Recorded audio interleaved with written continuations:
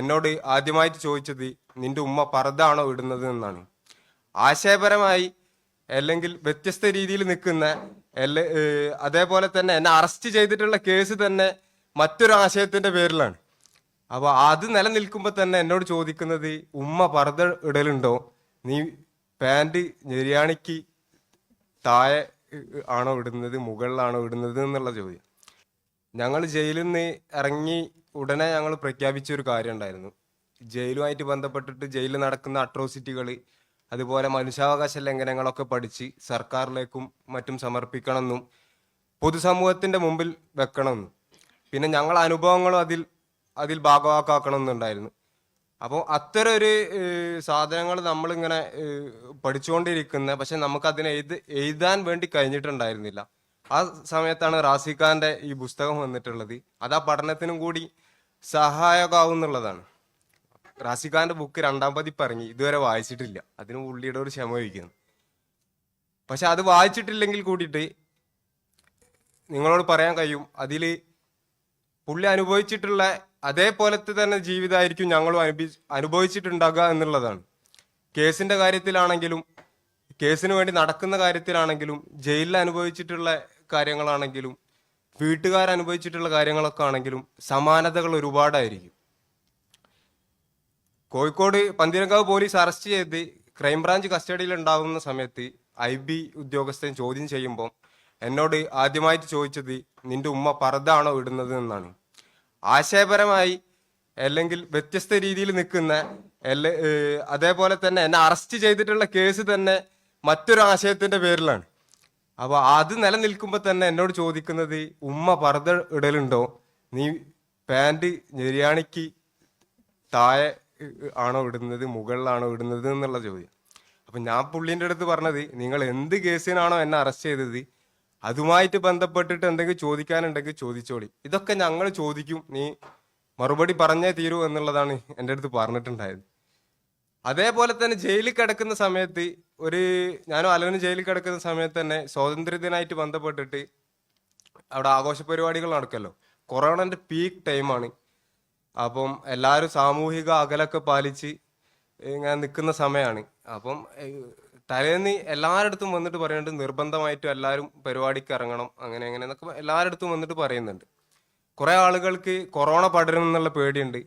കുറച്ച് ആളുകൾക്ക് ഞങ്ങളെ ജയിലിൽ പിടിച്ചിട്ടിട്ടല്ലേ, ഒരു സ്വാതന്ത്ര്യം ഇല്ലാതെ ഞങ്ങളെ ജയിലിൽ പിടിച്ചിട്ടിട്ടല്ലേ, പിന്നെ എന്ത് സ്വാതന്ത്ര്യ ദിനം എന്ന് ചോദിച്ചിട്ട് നിൽക്കുന്ന ആളുകളുണ്ട്.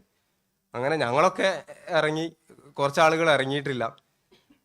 അപ്പം അവരെ പിറ്റേന്ന് അന്ന് തന്നെ അവരെല്ലാവരും കയറ്റി സെല്ലിൻ്റെ ഉള്ളിൽ കയറ്റി നമ്മളെന്നൊക്കെ വിഭിന്നമായിട്ട് വേറെ ഭാഗത്ത് കൊണ്ടുപോയി പാർപ്പിച്ചു.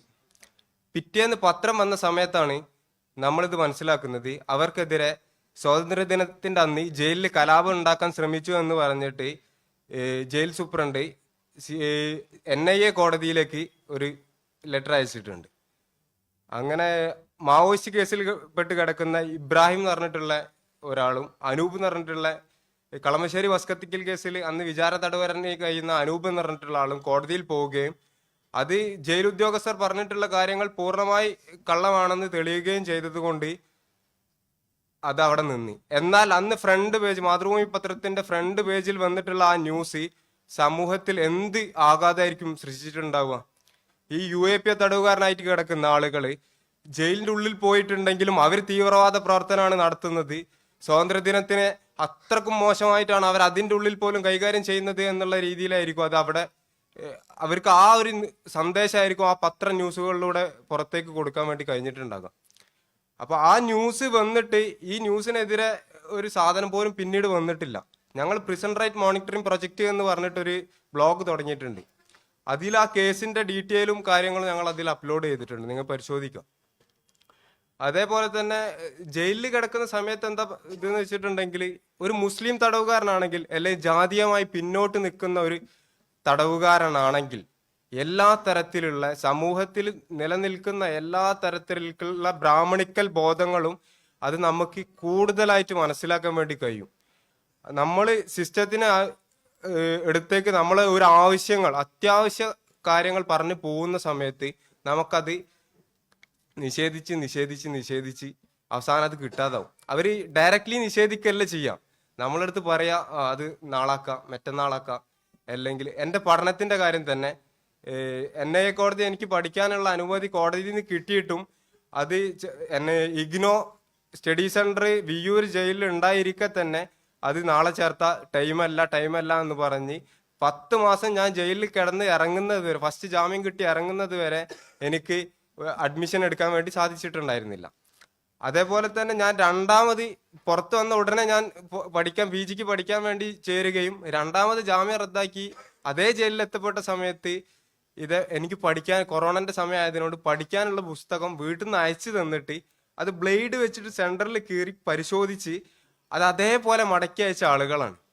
അപ്പൊ ജയിലിൽ നിന്നല്ല, സമൂഹത്തിൽ ഇത്തരത്തിലുള്ള ആളുകളോട് നമ്മൾ ഇത് പറയുന്ന സമയത്ത് തന്നെ ആൾക്കാർക്ക് ഇതൊക്കെ നടക്കുമോ, ബാക്കിയുള്ള ആൾക്കാരെ പഠിക്കാൻ വേണ്ടിയിട്ട് സമ്മതിക്കുന്നുണ്ടല്ലോ, പത്രത്തിൽ പരസ്യം കൊടുക്കുന്ന മാതിരി ലൈബ്രറി ഉണ്ട്, അതേപോലെ ഇത്ര ആളുകൾ അവിടെ നിന്ന് പഠിക്കുന്നുണ്ട്, അങ്ങനെയൊക്കെ ഒരുപാട് സാധനങ്ങളുണ്ട്.